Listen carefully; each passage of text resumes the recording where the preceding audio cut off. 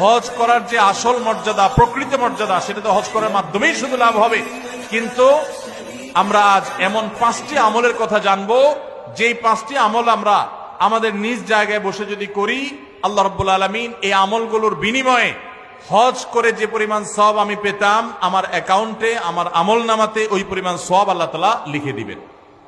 5 ওয়াক্ত নামাজের পর 33 বার সুবহানাল্লাহ, 33 বার আলহামদুলিল্লাহ এবং 33 অথবা 34 বার আল্লাহু আকবার যে কোনটা করলেই হবে। এই আমলের মাধ্যমে আমরা হজের সওয়াব পাবো ইনশাআল্লাহ।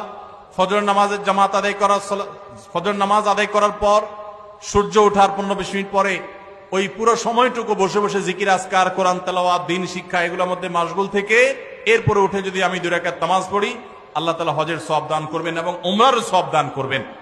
আর 3 নম্বর হলো, মসজিদে যদি কেউ দ্বীন শিক্ষার জন্য বা দ্বীন শিখাবার জন্য যায়, তাহলে এই যাওয়ার কারণে শুধুমাত্র আল্লাহ রাব্বুল আলামিন ওই ব্যক্তিকে পূর্ণাঙ্গ হজের সওয়াব দান করবেন। 4 নম্বর হলো, যে ব্যক্তি 5 ওয়াক্ত নামাজে মসজিদে হাজির হওয়ার জন্য 5 ওয়াক্ত নামাজে বের হয়, মসজিদের দিকে যায়, আল্লাহ তাআলা তাকে এহরামকারী, সাদা কাপড়ে এহরাম পরে লব্বাইক রত হাজি হজ করে যে সওয়াব পায়, আল্লাহ তাআলা ওই মসজিদে গমনকারী ব্যক্তিকে সেই সওয়াব দান করেন। এবং 5 নম্বর হলো মা বাবার সেবাকারী ব্যক্তি। ভাইরা আমার, এই 5টা আমল আমরা অনেকগুলোই কিন্তু করি, কিন্তু এই সওয়াব লাভের আশা আমরা করি না। আজ থেকে আমরা এই সওয়াব লাভের আশা করবো ইনশাআল্লাহ।